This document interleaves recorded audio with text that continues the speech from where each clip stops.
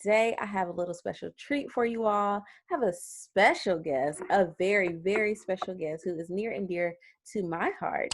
She is Beverly Baldwin, the author of Memories of a Daughter's Last Cry, a book that pays homage to her father who lost his battle to prostate cancer.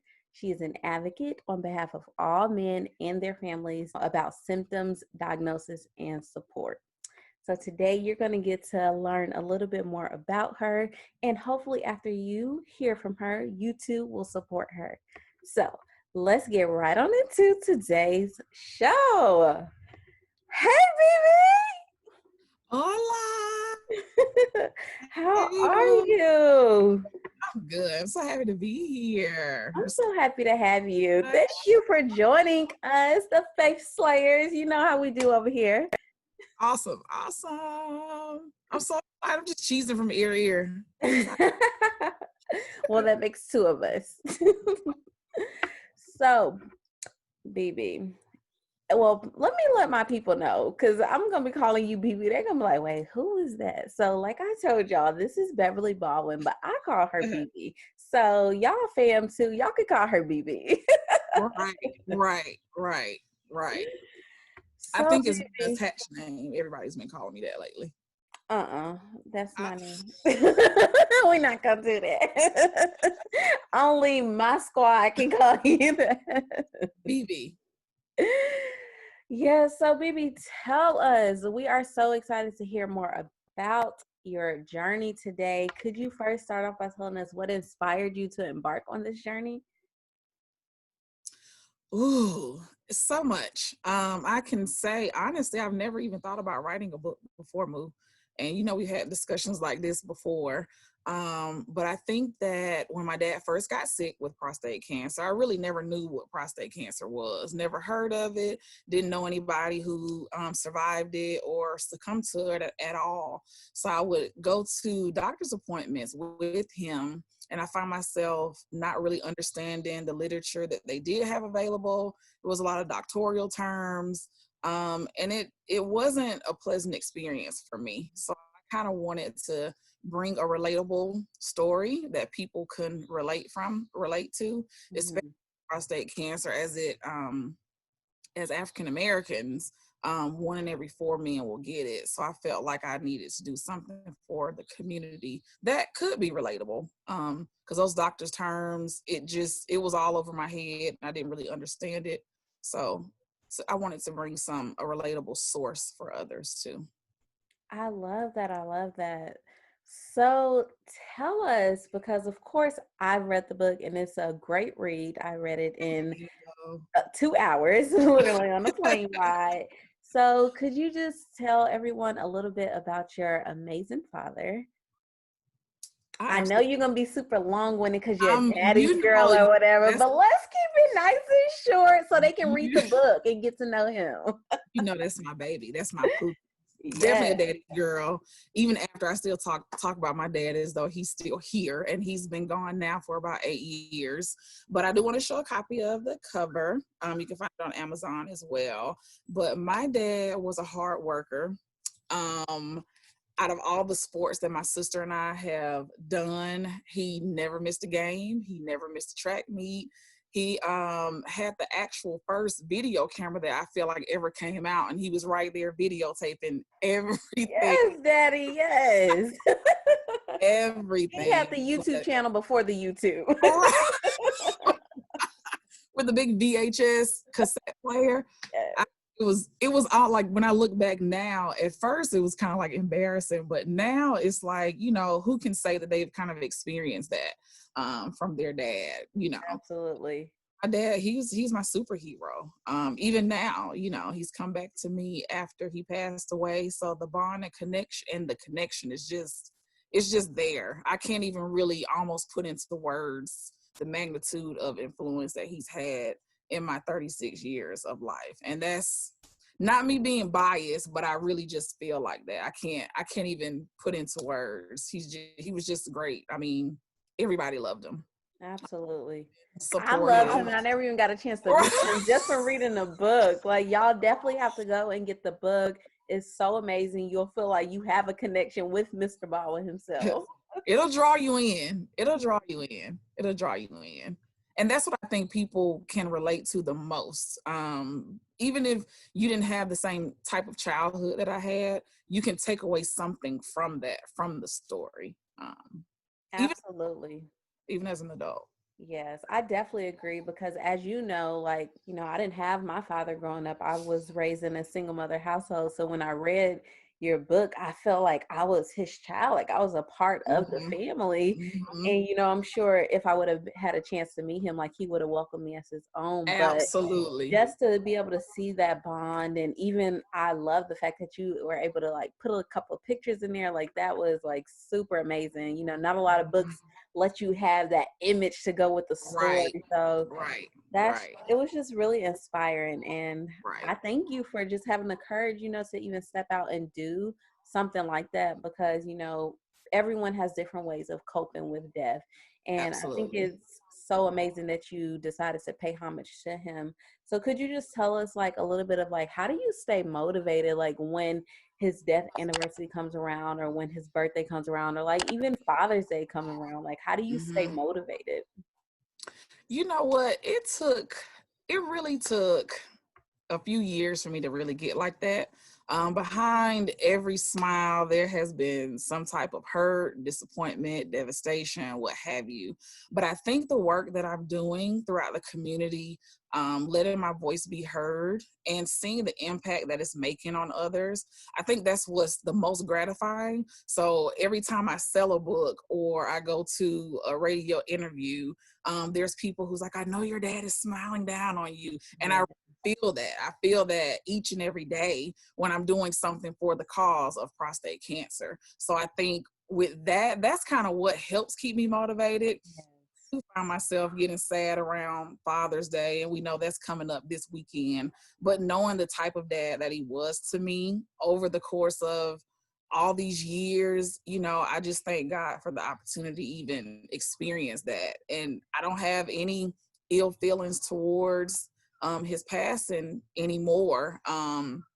At first it was kind of hard, devastating, but I think that's the main thing that keeps me motivated, is just knowing that I know that he's proud of me, and I know that I'm doing something that's going to impact not only my life, my family, friends, but people throughout the community. So I think that's the big that keeps me motivated. Absolutely. I love that so much. You said something so intricate that I touch on a lot on my podcast, and that's having that lightning feeling, that great feeling like every time you get to speak about it. Because, of course, with the Faith Podcast, we walk by faith and slay plus pray. And a lot of women or even men who are wanting to step out on faith and like follow their dreams, like a lot of times people don't know what their passion is until a major event happens in life, Mm-hmm. or what their Mm-hmm. God-given purpose is. So Mm-hmm. could you tell us a little bit, or do you have any advice for a woman or a man wanting to step out on faith and like utilize their God-given gift?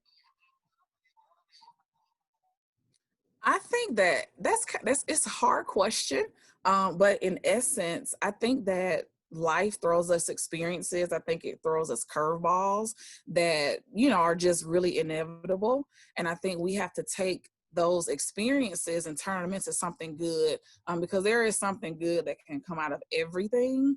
Um, Yes. because sadly enough, unfortunately enough, my dad did pass away from prostate cancer, but I feel like there was a bigger lesson in this. I find myself working out twice a day, making sure I'm, staying in tune with what my body is telling me the right things to eat, and just doing those right things, because a lot of our health issues are from food.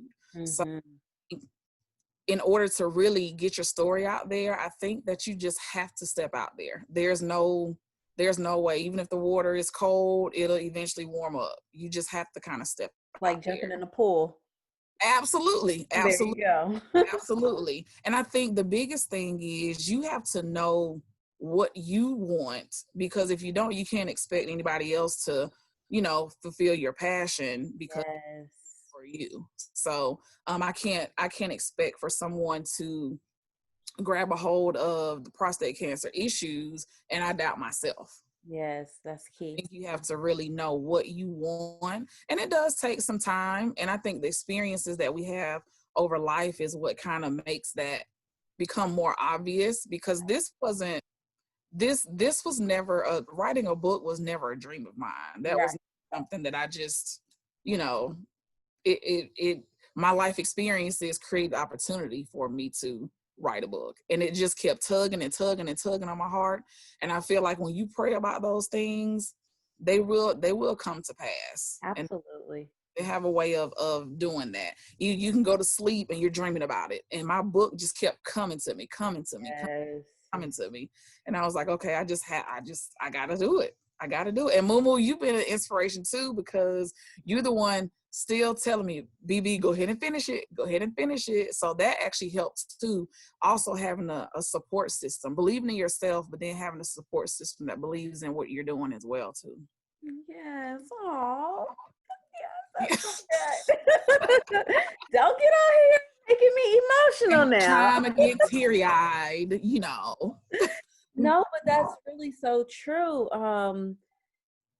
Just tell us a little bit, because I know, like, you know, like you said, the thought of a book kept coming to you in different ways, and like your story was just building throughout the years, and maybe you weren't like afraid to do so, or you didn't know that you were going to do so, but I'm sure like there's always that little bit of fear when we're doing anything. Like for me, like this was my dream. Like I love talking to people. I love being on camera. Like this is my thing, but I still get a little bit of fear. So could you tell us, like, how do you overcome the spirit of fear? I think the fear, or any fear, to me comes with the feeling of uncertainty. And that is kind of what drives that fear. And sometimes I don't feel like mine is fear necessarily per se. I think more of nervousness, because I don't know how others are going to take my story. That's I don't it.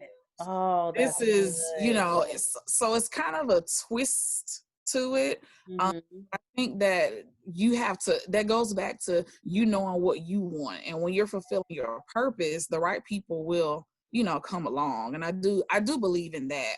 And trying to keep praying and keep praying and keep praying, so that fear that we think is fear, it's just the matter of uncertainty, not knowing, okay, if I put this product out or this service out, you know, are people going to receive it? Or that fear of being rejected, not so much as the doing it. It's more so like the fear of rejection. Absolutely. That is major right there. I definitely think the uncertainty, especially for me, I can say, because I'm just so used to like planning things out, and it's like, okay, I want this to go this way, and it's like, I don't want to fail at this. So it's like, I got to make all the proper precautions to make sure it gets done right. And like that perfectionist comes in, and it's like, we can't move that way. And that's why it's important to walk by faith. It's literally believing and trusting that God is going to see it through for you. So that is really good. And with you being an educator, you know, tell us a little bit like about how your work transpires outside the classroom, because you're an advocate, and that's basically just educating. I think the most gratifying experience that I saw of being an educator was coming into my classroom a couple years ago when I first released my book, and seeing one of my first grade students reading my book. And they were like, Miss Baldwin, my mom and dad bought your book off of Amazon. And I was like, oh my. Yes, and I'm getting chills right now because I remember this. Yes, that gave me the clicker, like, oh my goodness, even children can read my book. And I didn't really factor in children in the beginning. It was more so, let me just get my story out, get my story out, get it out. So I think the advocacy comes with the passion that you have behind it. Yes. And you that seasoned people can read it, men, women, and even as a 6-year-old first grader is reading my book. And I was, oh my goodness, this is really happening. This is really happening. So I think the advocacy is genuine, because it comes even when I talk. And sometimes I don't force the talk of my book, but it kind of comes out when somebody's telling me about health issues, or it has prostate cancer, and it just kind of comes out. And I've literally been in places, a store, and have sold books right there in the middle of the store just because of the conversation that we've had. And I think that has been another driving force in being an advocate, because people see Christ in you. So whatever it geared them to stop and talk to me, it worked. It Yes. worked. I've been doing it for the Feels past 2 again. years now. That's so true. That is so Mhm. true. A lot of times, even in the Bible, it says like people may not know Christ or be as close to Christ. It may only be their interaction with you. So the way Mhm. that you carry yourself and the way that you advocate for Christ or for a calling that He has placed on your heart is so important, so that other people can be informed and educated. And that brings me to my next point, because with June is actually Men's Health Awareness Month. And Mhm. I think it's so important because a lot of men do not like to go to the doctor. It's the stigma on it, like, Absolutely true. oh, I'm good, I'm strong, I'm healthy, or they're scared, or whatever the Yep. reason may be. So I know, with the situation we're in currently with quarantine and everything, you probably haven't been able to do as many events as you have done in the past. But could you just tell us about an experience that you've had before where you actually got to interact and, educate men on this topic? Sure. Okay, so being an advocate, I've had the opportunity to be a member of the Georgia Prostate Cancer Coalition. And in this organization, it's a nonprofit organization. And what we do, we spearhead health fairs all throughout Metro Atlanta. We even have a branch that is in Macon, Georgia. We also have support groups. We have a lot of literature on the diagnosis, what to do before, what to do during, what to do after, as a survivor as well. So I've had the opportunity to be at these events, and I've actually been the one that has registered men to be screened for prostate cancer. And I think the biggest gratification I got with one of these events was it was one at Beulah Baptist Church in Decatur. And I can remember registering almost 300 men in the span of 3 hours to be screened. But the kicker was that 95% of these men were African American. So I Wow. was really about that. And you would be surprised on the amount of men who come in, and a lot of them do have their wife or a significant other with them that is with them. And I think that's important too, because the men that came and were alone, I think they were a little uneasy. So Mm. after talking with them, of course, I had my books on the side as well, and they were inquiring, well, what is this? And after I told my story, a lot of them were, let me sign up, let me go, let me go, let me I go. And I love think that was one of the biggest events that I did that was the most gratifying. Oh, Because you're right, don't go to the doctor. Men just don't go to the doctor. wow. 300 and only and 95% were African American. Yes, Wow. yes, That's huge right yes. there. I'm so glad that you're a part of such a powerful organization that's reaching that community, because it is important for us to continue to inform and advocate for these things, Mm-hmm. because a lot of times people think like, oh, that can't happen to me, or they don't really know about it until it comes, and then it's like a surprise from the doctor. And it's like, if we're more proactive rather than reactive, then we can avoid so many things. And that's just like you touched on earlier, a lot of Right, issues come from the right. food that we eat. So we have to be very mindful of the things that It we're does. putting into our body. I always talk about consumption. We have to be Mm-hmm. careful of the things that we consume, even when it comes to Mm-hmm. social media and food or whatever. Like, we have Right, to be really careful right, with the consumption. right, And speaking of right. social media and with African American men, with everything that's going on right now, and being that your father is an African American man and you have African American nephews, like, Mm-hmm. I know it's really heavy right now. It's been heavy for me. I've actually been on a social media break, but tell me a little bit about, because I know your parents are older. How do you feel that your dad would have responded to like everything that's happening now? Oh wow. My dad was very much into the world and just knowing and learning. That's why I consider myself a lifelong learner. I Mm. I really think that he would be saddened right now about everything that's going on health wise, as far as the pandemic and everything else, because it's kind of a domino effect. Mm. This pandemic has, it has really just set on fire what has been going on for centuries and decades, Yeah. Oh, before. I think it's just for really sounding the alarm now. But I think a lot of people are like, oh, it's just happening. This hasn't just been happening. mm-mm. This has been going on for quite some time. But I Absolutely. think the effect, I think it has a domino effect on everything. It has an effect on how we socialize with people, our social media, how we push our businesses, how we work. Everything has been, even our money has been affected by it. So I think that he would really be in tune. But I think my dad was, I'm not going to say he was a prophet, but he was definitely a man of God. And I think that a lot of the stuff he kind of would have foreseen it coming. Mhm. Um, that's just the type of he was. He was very in tune with what's going on in the world. So I think he would have kind of seen it before it actually happened. And now we're here trying to pick up the pieces of, what's going on now.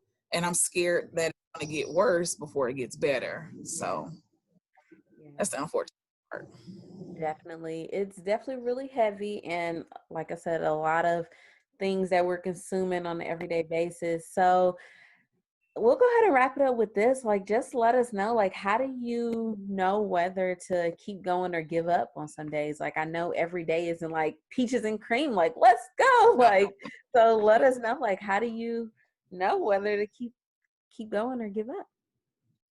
You always have a stagnant phase. I know I've gone through that. Kind of, I think being enclosed in the house for so many months, I think I had a few depressing moments. But I think when you get that notification that someone's purchased your book on Amazon, or you get an email that says, I just read your book, or you get a review on Amazon. I think those are those small moments that we need to magnify and make them be, because that's what keeps us going. I think when we harp on the stuff that's in a negative content, we harp on the small stuff, I think it can keep us there. But if you take that small little thing that was good and make it great, I think that's what will keep us going. That's what keeps us going. Yes, I love that. I love that so much, because as you know, I try to be the positive light on my platforms and in real life. Like, you know me in real life, and You are. that's, and that's just what I try to do, You because are. it's so easy to let the positive things go under the wayside when there's so much negative. So I think we need more Black people, more African Americans who are pushing the positivity. And if you are a creator, because we're all creators in some way or somehow, we may have not just got there yet, but if you are a creator, I think it's important to keep going, and that we support each other, because that's what it's all about at the end of the day. We have to believe in ourselves, as we stated earlier, and we have to support each other, because there's so much room for all of us. God uniquely created each of us, and he wants us all to be successful. Like, Mm-hmm. so I just think that that's super important. And I want to thank you so much for being here today and just bringing positive light onto this platform. We greatly appreciate you. And I want all of my faith slayers out there, I want Sincere Squad, I want y'all to hop on Amazon when you get off of this podcast or this YouTube live, whatever.